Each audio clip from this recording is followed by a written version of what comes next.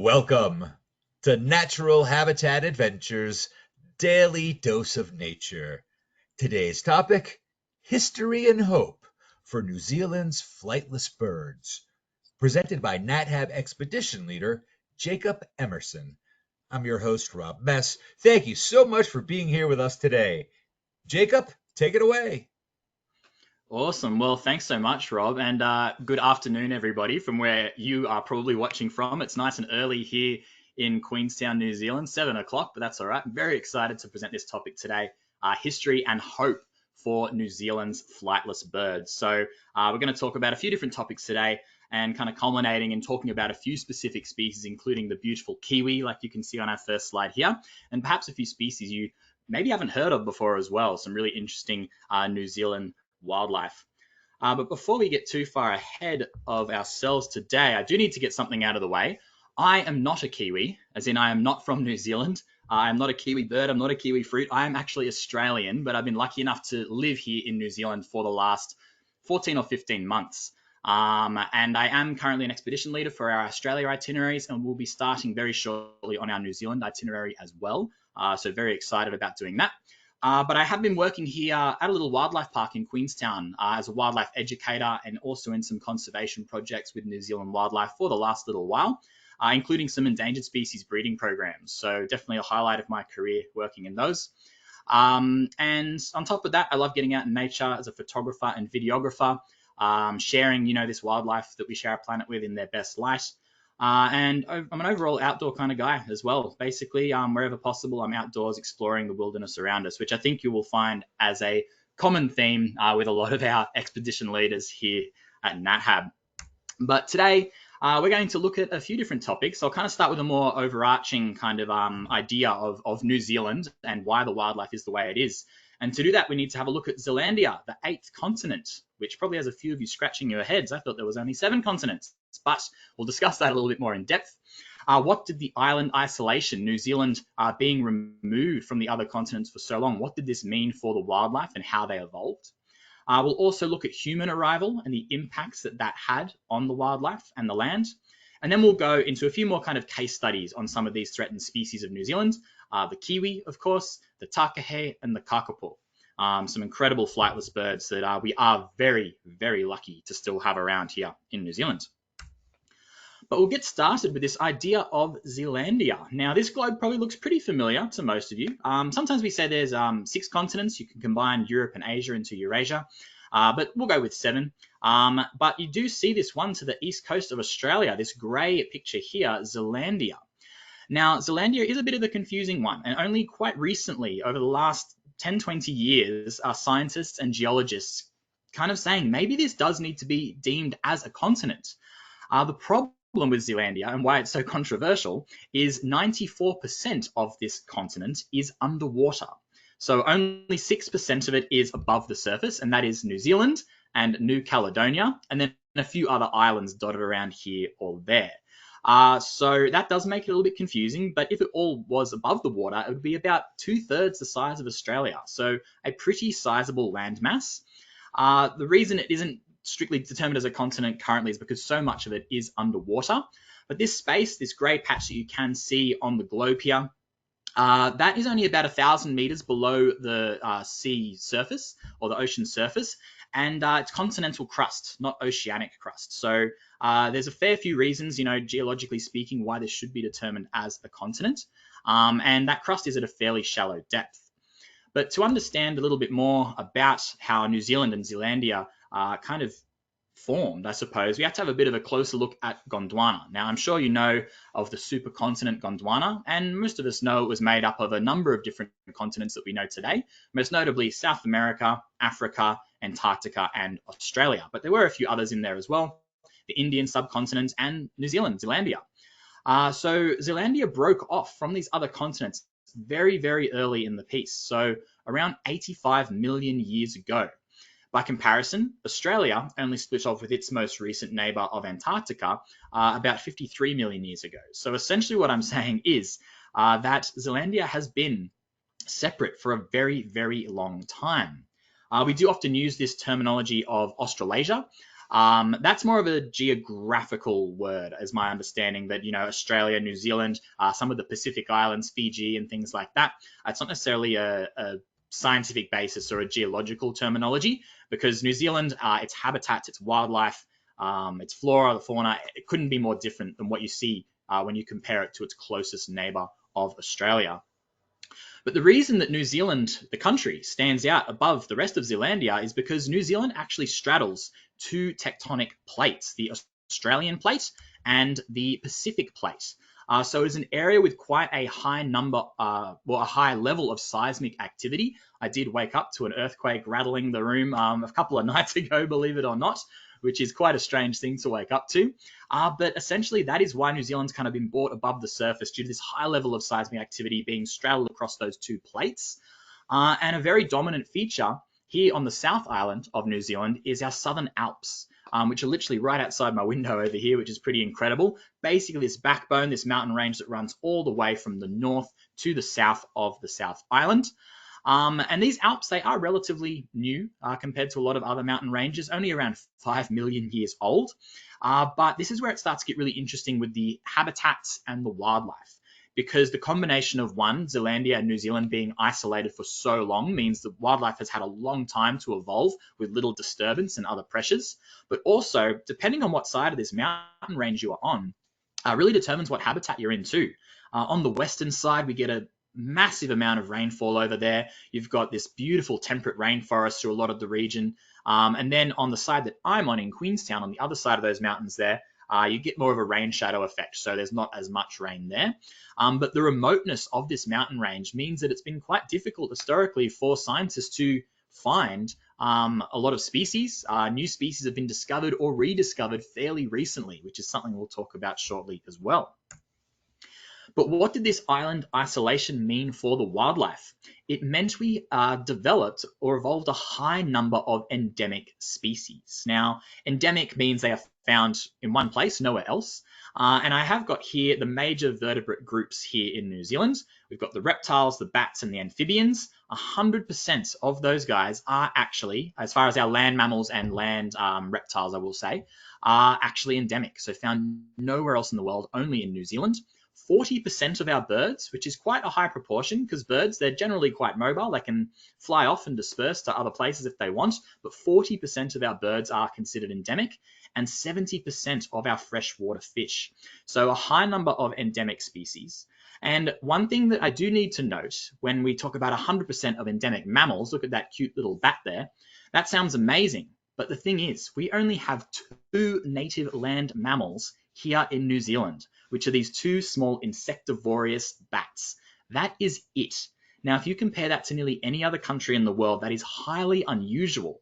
And what that means is that the wildlife has evolved in some very interesting ways in the absence of mammals, not having to compete with mammals basically ever. So even those bats, they spend a lot of time on the ground. They're not flying around too often. Some of our reptile species, they are very cold adapted. They can actually go into a state of torpor, similar to hibernation during the winter, and remain relatively safe because for a very long time, there wasn't mammals going to try and eat them. And then the most notable one, of course, is our birds. So many of our birds here in New Zealand are flightless, ones that are still around today and ones that have since gone extinct, which we'll touch on more shortly. But basically, the safest place for these birds to be was on the ground. All the scary things, the bird of prey species, the eagles, the hawks, the owls, unfortunately, not too many of those left in New Zealand nowadays either, but they were all up in the sky. So it's much safer to be on the ground, often coming out at night, you'll see with a lot of our birds too, and have a really good camouflage to remain undetected. So over this time, the safest place was to be on the ground, and many of our birds became flightless. And I do have a few examples of these flightless birds here, some of which you probably recognize. We have, of course, our kiwi in the top right corner there. This beautiful, colorful one next to the kiwi is the takahe, who I'll introduce you to shortly. And then our big green charismatic parrot down the bottom, that is the kakapo.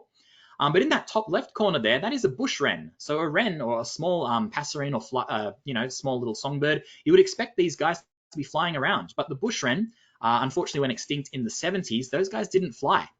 They would hop from branch to branch, maybe get a tiny little flutter, but they couldn't fly, strictly speaking. So it's not just these big, heavy birds. Some of the smaller ones lost that ability to fly as well. And then down in the bottom, in the middle on the right, we have the weka down in the middle. And on the right there, we have a picture of a bird known as the aardspil. The aardspil has since gone extinct. They were about 2.5 feet tall, 20-kilo bird, and they were one of the only predators on the ground. They had a pretty decent beak, and they would hunt, small birds, reptiles, insects, and things like that. But that is just an example of some of our flightless birds. And then, of course, one of the most iconic ones, and one that is getting a lot of media attention at the moment, is the moa. Now, the moa is getting a lot of media attention. Peter Jackson, the mastermind behind the Lord of the Rings movies, is part of a big initiative to de-extinct the moa. They only went extinct around 600 years ago, so really not that long ago. And they did provide a lot of benefit to the New Zealand ecosystem. So I'm not going to touch that topic because it is a bit of a strange one and controversial one. But if you see moa in the news at the moment, it's probably because of this de-extinction project they want to do. But there were 11 different species. The biggest one was 12 feet tall, the tallest bird to have ever lived, the giant moa. And then we had other species that were a lot smaller, only, the size of a turkey, maybe a little bit bigger. And they all filled out these different habitats and different niches. And also here we have a depiction of a haast eagle.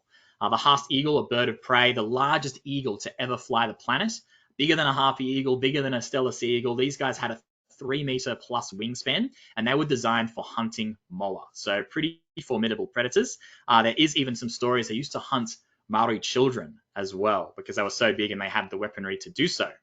But the moa, the haast eagle, they all went extinct around 600 years ago. And the reason for that is these flightless birds were essentially naive to ground-based predation.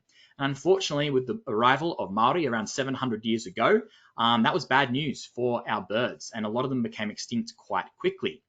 Now, Maori arrival, New Zealand is basically deemed one of the most recently discovered large landmass in the world because the Maori only arrived around 700 years ago. They arrived on their waka, or canoes, from neighbouring Polynesian islands and soon adapted that Polynesian culture to the cooler climate of New Zealand. Now, Maori culture is very beautiful and complex, and the longer I'm in New Zealand, the more I want to learn about it. But one thing you cannot deny is it was pretty bad news for these native species, especially the flightless ones. And between Maori arrival and European arrival, around 25 species went extinct over a couple of hundred years. This was mainly because of hunting. The moa, the aardspil, were hunted to extinction is the current belief, but the haast eagle, they specialize in eating moa. So once all of their food sources were gone, the haast eagle soon became extinct as well. So hunting and harvesting was the main one. Maori did start to work with the land, doing some burning, land clearing, and even started dabbling in some agriculture and things like that. So they believe there was a time where New Zealand had around 80% forest cover at the beginning of Maori arrival. And then by the time the Europeans arrived, we think it was around 60%. So definitely changing that habitat as well. But they also introduced a couple of mammals, which, as we mentioned, there wasn't a lot of mammal action going on here in New Zealand. They introduced the kiore, which is the Pacific rat. They brought those guys over for food and for fur. And also the kuri, or the Polynesian dog. You will no longer find the kuri in its pure form anymore, but the kiore is still running around here in New Zealand to this day. And then after Maori arrival was the European arrival. So several explorers and voyagers did arrive between 1642 and the 1800s, but New Zealand was officially deemed a British colony with the signing of the Treaty of Waitangi in 1840. And since 1840, so less than 200 years ago, we have had 50 species extinctions here in New Zealand. That is higher than nearly anywhere else in the world. And that included some more flightless birds like our bush wren, but also our huia, which is was called our New Zealand woodpecker, the laughing owl, the pio, a whole bunch of different species have gone extinct. And the main reason for this was the introduction of invasive mammals. The birds had not evolved alongside mammals. They did not know what had hit them, essentially. So here is a long list of introduced predatory mammals. This doesn't include species like deer, goats, pigs, all these other species out here as well. You will notice I have rabbits at the top of our predatory mammal list. Rabbits are not a predatory mammal, but the introduction of rabbits kind of called a need, well, a supposed need, to introduce species like the stoats and the ferrets to hunt the rabbits. So the rabbits were one of the first ones introduced as a source of food in the 1800s. But very quickly, there was too many rabbits. They bred like rabbits, as I'm sure you could imagine. And there were too many. They were damaging farmland and things like that. So after this, they introduced stoats, ferrets, and weasels, mustelids, to New Zealand. And the stoats are probably the worst problem we have here in New Zealand right now. Stoats are designed at hunting rabbits, which can weigh 4 or 5 times more than they do, much similar to our birds as well. Now, the thing is, rabbits are very quick. They'll run away. Our birds will often just sit there. They're very naive, and they are just such an easy target for these stoats. So stoats are a huge problem. Rats also accidentally got introduced to New Zealand on the ships as the early settlers were coming over, and eventually there was a vermin problem. So of course, let's get rid of those rats by introducing some cats. We have a big feral cat population here in New Zealand now, which loves to hunt our birds too. Australian brush-tail possums, like this fella you can see next to us here. These guys are mainly vegetarian in my home country of Australia, but here in New Zealand, they have adapted a more omnivorous diet, starting to eat eggs, even bird chicks, and they've gotten very, very bold. They'll go after small eggs, small chicks, but they have actually even been known to wrestle big kiwi off their nest to get, or kia, big alpine parrot, to get to those tasty eggs underneath. So they are a big problem, and they also damage the vegetation quite significantly as well. The possums, they got introduced as part of a fur trade. A few entrepreneurs thought maybe some people would like to wear some possum fur. It was a failed venture. They got released out into the wilds of New Zealand, and nowadays there's tens of millions of these guys, so they're a big problem. And even hedgehogs. They introduced hedgehogs to get into the crops and eat any of the insects and bugs and grubs that were damaging the crops. But again, those guys, if they find a ground nesting bird with some tasty eggs underneath, they'll go after them as well. So these introduced predatory mammals are the biggest issue we are facing for our native wildlife here in New Zealand, unfortunately. And active conservation here in New Zealand was only really getting adopted around the 1950s and the 1960s. The main body that is called the Department of Conservation, a government agency that does this. But nowadays there are dozens, if not hundreds, of different local groups, community projects that are working to protect the wildlife now. And it is kind of twofold. We can protect the wildlife in situ, breeding programs, research, and things like that.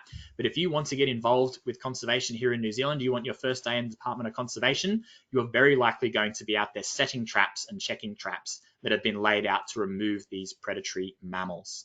Our last extinction of a bird was that bush wren I mentioned before in 1972. We haven't had any more extinctions to date. Or any confirmed extinctions to date, as far as I understand. But we did get very, very close with some of our species, which I'll introduce you to now. Now, here's a bit of trivia for you before we meet our beautiful kiwi bird. I'm sure you recognize our kiwi fruit here. It was initially called the Chinese gooseberry. The kiwi bird was named first due to the noise that they made, was said to sound like kiwi. And then the people were affectionately called kiwis after that. And because it was such a good marketing ploy, we're growing a bunch of kiwi fruit here, sending that over to Europe and the United States. They decided they'd change the name for the kiwi fruit as well. So the bird came first, then the people, then the kiwi fruit was named last. But interestingly, it's a brown-colored fruit with a bit of fuzz on it, just like a kiwi bird as well. But here we have our beautiful kiwi. A lot of people think that maybe there is just one species. They are the most iconic bird in New Zealand after all, very cryptic, very hard to find as they are nocturnal. But we actually have 5 different species. So we have the North Island brown kiwi, the raui, the tokaweka, they're from the brown kiwi family. And then down the bottom there we have the little spotted kiwi and the great spotted kiwi.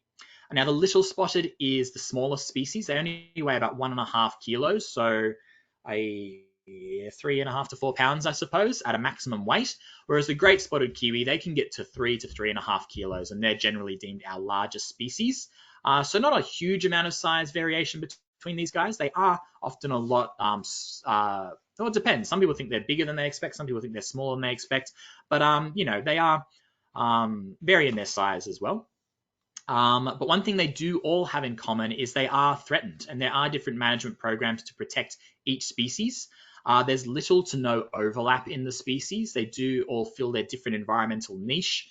Some prefer lowland forest. The tokaweka is found, their best populations down on Stewart Island. They'll come down onto the beach and forage in the seaweed for little bugs and grubs there. And the great spotted kiwi is found at elevation. They're an alpine specialist. So they are all a little bit different depending on where they're found. They are all managed because unfortunately a lot of them are still in dire need of help. The Rawi, for instance, there's only around 600 of those little guys left, which really isn't very many. If we nearly doubled the people listening to this webinar today, that's the population of that species. So not too many of those guys. Whereas the tokaweka and the North Island brown kiwi, they're doing a bit better, between 20 and 30,000 individuals, depending on the one you are looking at. If you do join us on one of our New Zealand trips, we do go out looking for the tokaweka on Stewart Island. So going out at night looking for these amazing birds, and a fairly good chance of seeing them there. And then I do believe we also visit a few centres which are involved in breeding programs for these species, and the potential to see a few others there as well. But I do actually have the noises of the kiwi here, because they were, of course, named after their vocalizations. Male and female kiwi are actually dimorphic. The male is the smaller of the two sexes. So for the North Island brown kiwi, for instance, the male is only about 1.8 kilos, whereas the female is 2.5 to 3 kilos, which is quite interesting. The female is a lot bigger. But we do have, see if I can get it playing here, some noises. Hopefully they come through okay. This is the noise of the male kiwi. Kiwi, something like that. And then we also have, oh, he's getting loud now. This one is the noise of the female kiwi.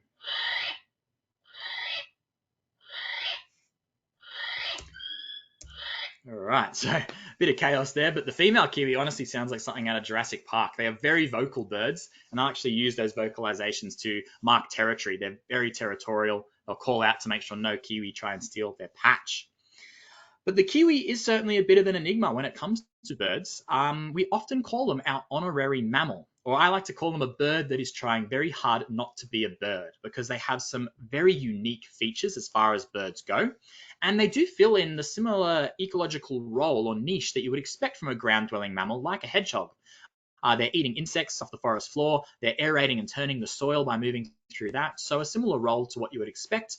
And they've kind of filled that in the absence of mammals here in New Zealand. But kiwi, they are ratites. So other ratites you might be familiar with are the emu, the ostrich, the cassowary, and even the extinct moa. But interestingly, even though the kiwi and the moa are both from New Zealand, the kiwi's closest relative is the elephant bird, an extinct species from Madagascar, the heaviest bird to have ever lived.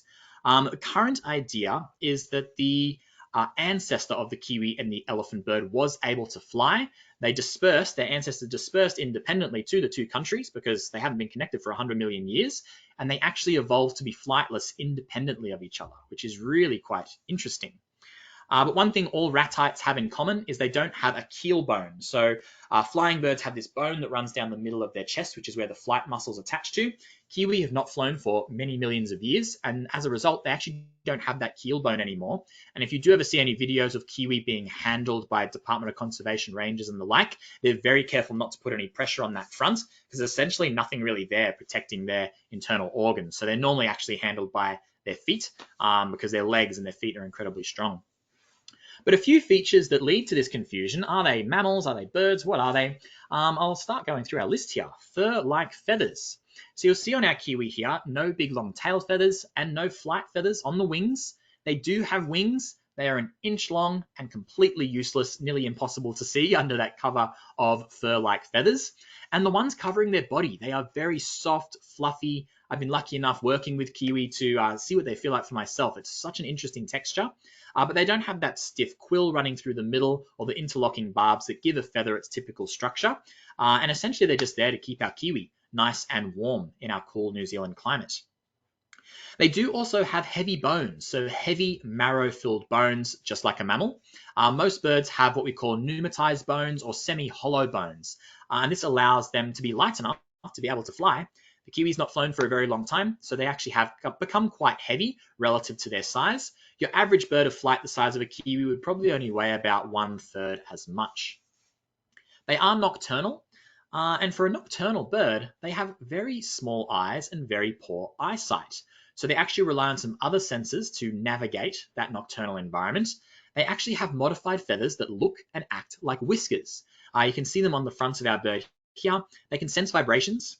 in their environment as they're moving around through the night, and they actually have one of the best senses of smell of any bird that we know of, a very well developed olfactory bulb. And I'm going to trick you here a little bit and tell you a little another bit of trivia for you. When you are looking at a kiwi, you are looking at a bird that has the shortest beak of any bird on the planet. Now you're probably thinking, Jacob, you're crazy. That kiwi's got a beautiful big beak. The reason for this is because if you measure the beak of your bird, no matter how big it is, you measure it from the nostrils to the tip of the beak. And the kiwi is the only bird on the entire planet that has its nostrils at the tip of the beak, about half a centimeter from the end. And that is because they are guided by their sense of smell. If you do see kiwi foraging, they're constantly poking and probing that beak underneath the soil, sniffing out their favorite foods, which are mainly invertebrates, worms, different beetle larvae, spiders, centipedes, anything they can find. But they're finding that with that incredible sense of smell. So all these interesting adaptations that are so mammal-like, fur-like feathers, they're heavy, they've got whiskers, they use their sense of smell, but I can assure you that kiwi are birds because, like all birds, they lay eggs. And not just any eggs. This x-ray and this skeleton here, they are not fake, they are the real deal. The one on the left there, the x-ray was taken about a day before this egg was due to be laid. And the kiwi can lay an egg that is about 15 to 20% of their body weight. That is the equivalent of giving birth to a 3 to 4-year-old child on average. So pretty extreme stuff. All the organs in the last part of this egg's development basically just get squished to the side. Mama kiwi can't even eat anything for the last little while either. It is pretty extreme on Mama kiwi. And once they lay that egg, it's quite a big investment to the egg as well, because they'll incubate them for about 3 months, which is a very long time. What that means is once the kiwi hatches out of that egg, they are very, very well developed. This little guy hatched out a couple of hours ago. And as you can see, his eyes are open, he can walk, he can smell, and kiwi don't get a lot of parental care. In fact, when they're only about a week old, after they've absorbed that yolk sac after hatching, they start to leave mum and dad's territory, start foraging around, and before too long, they're gone. It certainly is recorded that adult kiwi will kick their chicks off the territory because they are so territorial. So essentially, they're ready to go once they hatch, and they have no parental care. Now, this worked really well for a long time because all the predators, they were up in the sky, the bird of prey up in the sky and out during the day. But with the introduction of these mammals, a little kiwi that used to hide on the forest floor at night wasn't safe anymore. And without intervention, they only have around a 5% chance of survival nowadays, which is pretty slim odds, which is why kiwi conservation is so important. As I mentioned, trapping and poisoning of these introduced mammals is the main tactic to manage them. And it has been done successfully in some areas. Especially some of our offshore islands and certain large fenced sanctuaries are quite a common place to keep birds here in New Zealand. And we've rewilded kiwi, all species, to different areas like this to ensure their survival. And when they're left alone, they do relatively well if there aren't these pressures on them. But another big part of kiwi protection was something called Operation Nest Egg. Now, Operation Nest Egg launched in 1990, and it was essentially a means of removing kiwi eggs or chicks from their parents at a young age, raising them up till they were a little bit bigger and stronger, around 1.5 kilos, where they were more able to defend themselves from these predators, and that increased their chances of survival from 5% to 65%. And this saved some species. The rawi, who I mentioned before, there was only around 150 of those guys left. Now we believe there's around 600. And the little spotted kiwi, the smallest species, there was only around 100 of those guys, and nowadays we have about 2,000. So a very successful tactic to increase the likelihood of survival for kiwi. But also, we are seeing some bigger scale projects as well, including predator-free Wellington. On this picture here, guys, you'll see the darkest one, phase 1, the Miramar Peninsula. This is where our capital city of Wellington is located. And currently, they believe it is predator-free. No mustelids, so no stoats, ferrets, or weasels, no rats either. And this has been a huge project, thousands of traps out there, community getting engaged. And because of this success on that small little part of the peninsula, they've actually been able to introduce around 200 kiwi to that area. And for the first time in 150 years in that location, they're starting to breed again as well. So really quite incredible. And as time goes on, they're going to try and work back and make more predator-free areas in this location as well. So definitely good news. Most kiwi populations are increasing or at least staying stable at this point because of this management. But now I would like to introduce you to the takahe. I might have to speed things up here a little bit, but this beautiful bird here is the takahe. This is actually one of my photos. I was lucky enough to see a takahe on a rewilding island last year, which was very, very exciting. There's only about 500 of these guys left as it currently stands. And the takahe is a species of rail. So our biggest species of rail, they get to around nearly to 4 kilos and 50 centimeters tall. And they are one of the greatest avian rediscoveries in recent times. What I mean by that is we thought they were extinct. They were classified as extinct in 1898, and no one had seen them for around 50 years. We thought they were gone. That was until Henry Jeffrey Orr Bell, who was a doctor, but also a keen hiker and amateur ornithologist, had heard reports or even heard some strange calls whilst he was out hiking, seen a few strange footprints as well. So he gathered a little team, went out into the Murchison Mountains in Fiordland National Park, which is our biggest national park here in New Zealand, one of the biggest in the world. And they found these takahe surprisingly quickly. After a few days out there in the alpine regions in the wilderness, they found 2 birds, a pair, foraging around, eating the grass, couldn't care less that there were people around. They had found the elusive takahe 50 years after it was believed to be extinct. Time magazine wrote an article, and I love this. They said that the team returned from their takahe mission in ornithological ecstasy. How good is that? But they found these guys, so really quite incredible. This is the noise that they were following when they were looking for these takahe. Now, although they were found in alpine regions when they were first rediscovered, they think that's where they kind of retreated to prior to their population loss. They did live in lowland grasslands and swamplands as well. So they actually are quite adapted to being closer to the coast and in warmer environments too. And these guys, they mainly eat tussock grass and sedges. So they'll use their big beak to pull it out and eat the juicy parts underneath. They will also mate for life. They're very territorial, again, a bit like the kiwi. Once their chicks reach a certain age, they kind of get encouraged to disperse and aren't under mum and dad's care anymore. But they will look after their chicks for around 3 months or so. And similar to a baby chicken or a baby kiwi, once they hatch, they're more or less ready to go and follow mum and dad around. But these guys do get a little bit more protection there.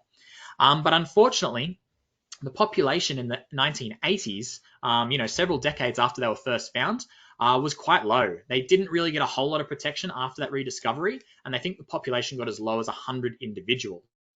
So this is where Department of Conservation then got actively involved. They started up breeding programs. They started introducing them to some of these offshore islands as well, which is where you are most likely to see them on our New Zealand trip. If you do our extension up to Tiri Matangi Island, up near Auckland, that's where I saw that bird that I photographed.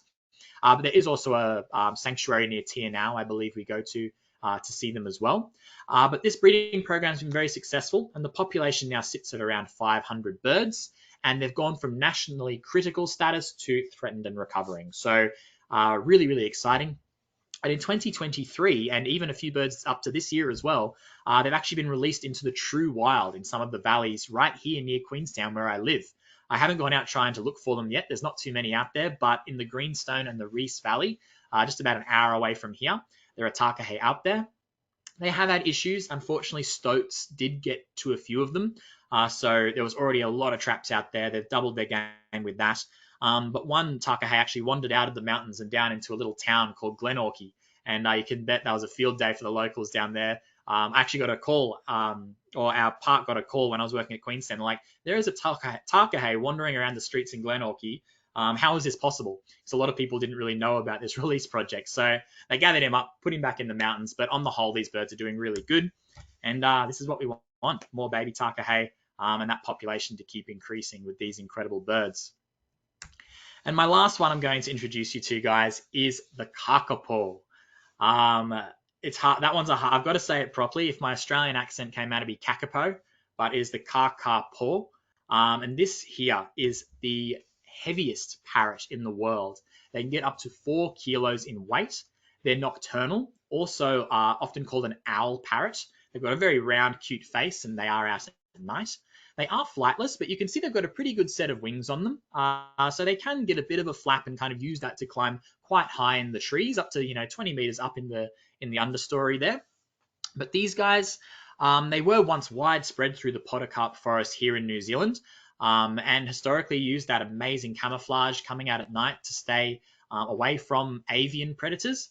But similar to the other species we talked about, with the introduction of the stoats and the rats and the possums and the cats, these guys succumbed very quickly to those predators. And in the 70s, they were nearly gone. They found a few elderly males in Fiordland National Park. No females were found on that trip. And then they also found a couple on a place known as Rakiura or Stewart Island, which is somewhere we go on this itinerary. There are no kakapo there nowadays, but here on the left, I've got a picture of the South Island of New Zealand, and then a little yellow island down the bottom, which I've got zoomed in on the right here. That is Stewart Island. And then my little arrow there is pointing to a tiny yellow spot on the northwestern side of Stewart Island.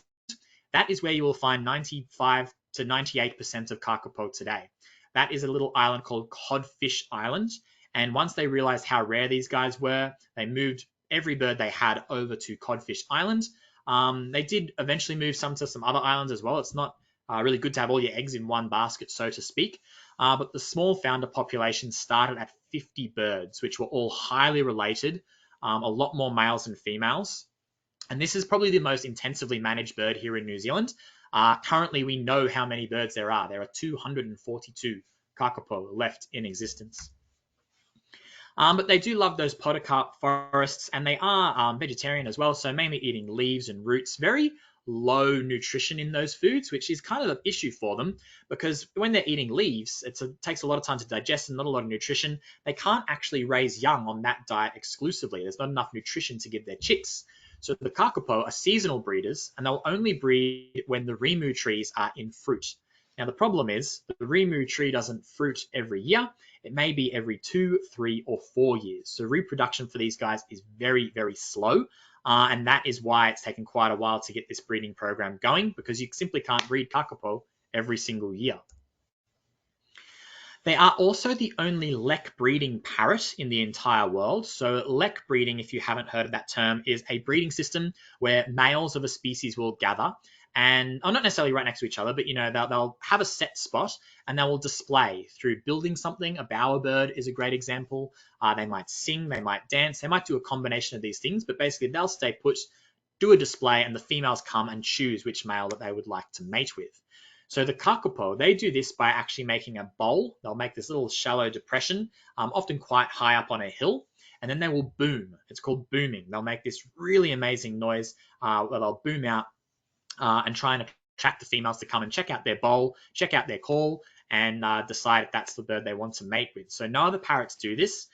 They can do this for 8 hours a night for several months at a time. And I do often think those poor birds out in Fiordland, those males, old males that had no females around, they were potentially doing this year after year with no response.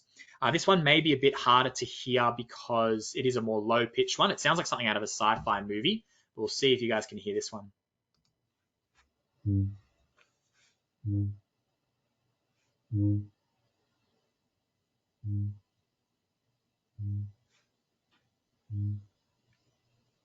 I hope that's coming through, but really quite an incredible noise. But as I mentioned, mixed success for the kakapo conservation in the early days. A high proportion of males, infertility, chicks were dying. It was off to a very, very slow start. So they got very hands-on. Any chicks that started to hatch were hand-raised. They were supplementary fed. They even tried artificial insemination just to save this bird at a point. And now that population has increased from 50 to 240. I think it was at around 250, but unfortunately the issue of having all your eggs in one basket, if disease comes through, something like aspergillosis, or even the fear of this new bird flu going around, if that comes through, that can wipe out your entire population. So they have started to move kakapo to other locations now. And just a couple of years ago, in 2023, 4 males were moved to Sanctuary Mountain up on the North Island. And they're the first kakapo on the mainland for 40 years. They're doing very well. Sanctuary Mountain is a 3,400 hectare fenced sanctuary. It's absolutely huge. The birds are finding territory, they're finding food, and the hopes are they'll actually introduce a female into that area later this year, and we can start to have more of these different populations of kakapo, and hopefully the population will continue to increase. But that was the last of our little case studies there, guys. So yeah, basically just some final thoughts. These tactics that are being implemented by New Zealand are very intensive, very, very hands-on, and are definitely an inspiration to a lot of other conservationists around the world. But if we'd left it another 10 years or 20 years, we would probably have no takahe, no kakapo, and some of these kiwi species would be gone as well. So hopefully we do continue to see these populations increase. And something I'm going to talk about a bit more in the next webinar in about a month or two's time, because it's actually part of a 3-part series on New Zealand wildlife, which is very exciting. We're going to talk a bit more about the flighted species, some of the reptiles, and the conservation going on with those guys as well, and managing those predators as intensively as we do. But yeah, that's all from me, guys. Thank you so much for joining. Okay, thank you so much, Jacob. So now before we dive into the question and answer session, I would like to remind everyone that if you do have questions, you can submit them via the question field in your control panel. Just go to the upper right-hand corner where you see those 3 lines. Click on those 3 lines, it'll pop down a menu. Go to where it says questions and pop your questions in there. And from there, we will have some questions to ask. All right, so let's dive into them. So, can you talk about how extensive the predator barriers are in New Zealand, and are they effective? Yeah, so a big method that is used is these fenced sanctuaries, we'll call them. And they are absolutely enormous, like hundreds of kilometers of fencing. And essentially what they'll do is they'll put that fence up. They'll work for years to get rid of any predators that might be inside. The fences are predator proof as well. So they'll have they'll be chain, I think normally quite fine chain link because stoats can fit through a very small hole. They'll have smooth metal up the top so cats and stuff can't jump over, they can't get a grip. And all around that, you'll have traps like every couple of meters. So it is pretty intensive. But there are places like Sanctuary Mountain, another famous one near Wellington called Zealandia, which is where a big population of the little spotted kiwi exists now. And it has worked. In that area, they had a parrot species known as the kaka that they introduced. And more kaka are coming from the wild to this place of relative safety to nest because there's no predators getting in. So it is quite intensive. The Reese Valley, where the takahe had been released, that isn't fenced, so it's a lot harder because predators can come in from any angle, essentially. But basically what they do is every 50 meters square, there will be a trap. The traps are different depending on the species you are targeting. They're essentially just baited, often using an egg or something like that to encourage these animals in. And they're basically, for the rats and the stoats, it's a big, heavy-duty mouse trap. Doesn't sound very nice, but it's like kind of a one-shot, as humane as it can possibly be for those mammals. And in some areas, they do actually drop a mammal-specific poison, which is a bit more controversial, but in some areas, it's just too remote to actually get the traps out there. So they'll use helicopters and drop that. It doesn't affect the birds, only these introduced mammals.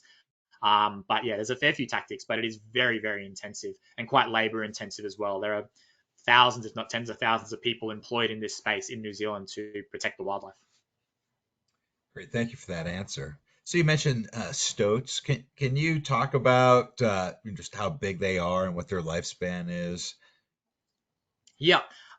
Stoats, they are about 30 to 40 centimeters long and about 300 to 400 grams, I believe, in weight. I have seen a few running around here, which is always a bit of a shock.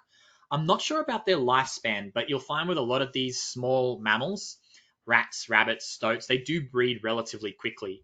So even if we are removing a whole bunch out of the environment, just the recruitment back into that population is going to be pretty quick. But yeah, the issue with the stoats is that they, compared to the possums and the rats, which are kind of a little bit silly, they'll go into a trap easy peasy. There's just a lot of them. The stoats are very trap shy. So if they go into a trap and something scares them, or they get a little scratch going in the trap and they don't go in all the way, it's been studied that they won't go into a trap again. They get trap shy. So they've kind of got to keep changing the technology, and it can be a bit hard to stay on top of. We do also have weasels, which are smaller, and ferrets, which are bigger, but they haven't dominated the landscape as much as the stoats have. But yeah, sorry, I'm not 100% sure on their lifespan, how often they breed as such, but there's definitely too many of them out there. I can say that. Great, thank you. And are cats a similar issue? Are there better ways to get rid of these wandering cats? Yep, cats are definitely a big issue as well, and traps are being used for these guys too. Um, the cats, they're not necessarily domestic cats or pet cats. They're wild cats. There's several generations wild out there. There is some technology they're trying to implement, which is as humane as possible for the cats, and also less labor intensive for the people working to trap out there, because you don't want a cat sitting in a trap, because cats are sometimes non-lethal traps as well. They're just kind of held in a cage that they'll trigger, but you don't want a cat sitting out there for a week. So a lot of the technology now, we're seeing this in Australia as well. They have little nodes that will send out an indicator to staff when a cat is trapped, so they can get straight out there and remove that animal and dispatch of that animal. But yeah, cats certainly are a big issue as well. And the problem with cats is this predator-proof weight that we see in the kiwi. That doesn't matter. A cat can take on a big kiwi, no problem whatsoever. So there really isn't any of our wildlife that is safe from cats. Whereas some of the bigger ones like kiwi and occasionally maybe a takahe, if they're feeling bold and feisty enough, they can defend themselves. But nothing can really defend themselves from a cat. So there is an extensive trapping for them too. Great, thank you. So, what would you say the primary method of recovery for species in New Zealand is? Is it the sanctuaries? Is it the elimination of the non-natives? Can you, or all of it? Yeah, it's kind of all of it. It's twofold. So you can breed millions of kiwi if you want, but if we've got nowhere to put them, there's not really much point, because they'll all just suffer and succumb to the same fate. So it is twofold: breeding up the population so you have a sustainable, genetically viable population to release in the future. And they're being released now, not even just in the future. They are releasing these guys out now, but there's no point releasing them until you have removed the predators and the pests. So the sanctuaries and the islands are definitely good strongholds. So the little spotted kiwi, also known as kiwi puku puku, which is a way more fun way to say it, they only had about 100 individuals left. They found them all, they thought they found them all, moved them all onto offshore islands and sanctuaries, and now that population is at about 2,000, because there's no predators on these sanctuaries. So their population is doing much, much better. But yesterday, there was actually a news article, they found a kiwi puku puku running around in the wild up on the North Island for the first time in the wild for 50 years. So there is still potentially small remnant populations out there, which is quite exciting. But yeah, the main method is to breed these populations up and keep them safe, and then find safe places to reintroduce them to. So, are there any native species right now that are at a high risk of extinction, or are most of them on the road to recovery now? Most are on the road to recovery. We have a few shorebirds and seabirds, which are quite rare, quite difficult to manage. Some of their names escape me, but some of them are numbering literally in 30, 40 individuals. Black stilt and some other birds, they're a little bit harder. But on the whole, if it's endangered, it's being managed in some way or another.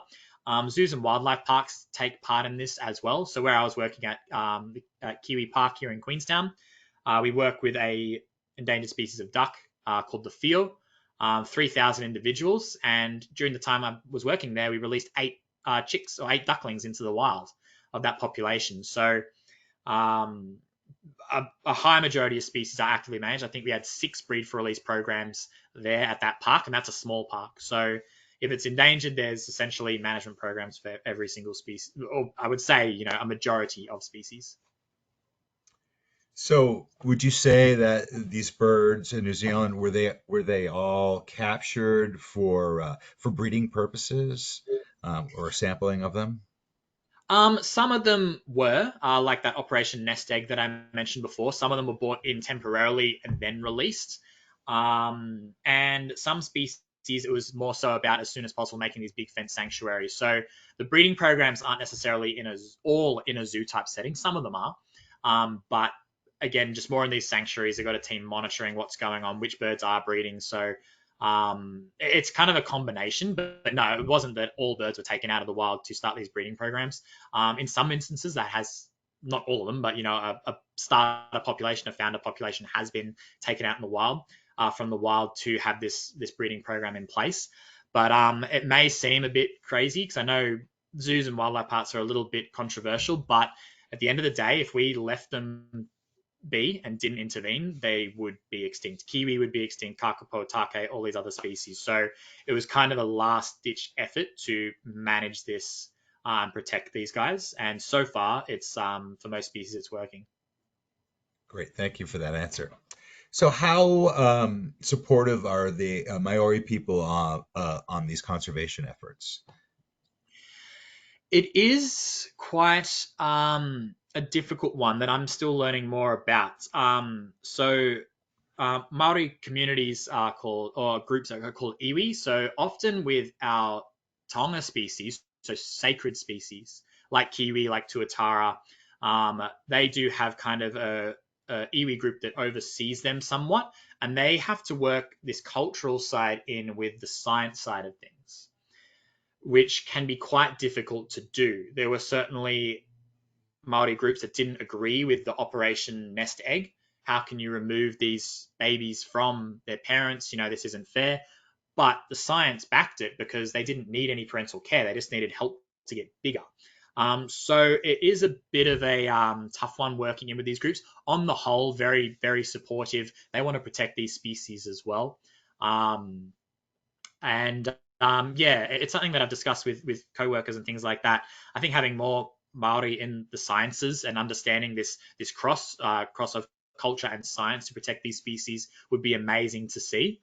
Um, but yeah, it kind of depends on the species that you're looking at, I suppose, as well, because it's different individuals kind of overseeing that species in the cultural sense, if that makes sense. Sorry, it's a quite a difficult one to explain, but I hope that kind of gives a bit of a idea. Thank you, Jacob, for tackling that.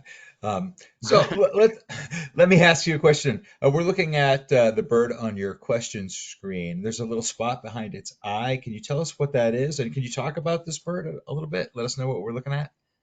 Yeah, I can't remember her name. There have been 5 white kiwi hatched. And this was the first one. Her name, it starts with M, but her name escapes me. But yeah, just a recessive mutation, a leucism, so not albinism. She doesn't have pink eyes. But yeah, these birds are incredibly beautiful. Only kept in managed areas as well, because obviously you can see they're not going to hide very well in the night. But yeah, so just one of a handful of white kiwi, and very, very special and sacred to Maori as well. And this bird started a whole bunch of different books and documentaries and all this sort of stuff, just because it was such an incredible individual. But the spot behind there, the eye, I believe, is the ear, probably just where the feathers have kind of parted near her ear there. And it might be hard to see, but you can kind of see a little notch in the beak, just kind of where the top part of the beak overlaps the bottom part. That's more or less where the nostrils are, like I was talking about before as well. So a little bit easier to see with her pale colored beak there. Great, thank you.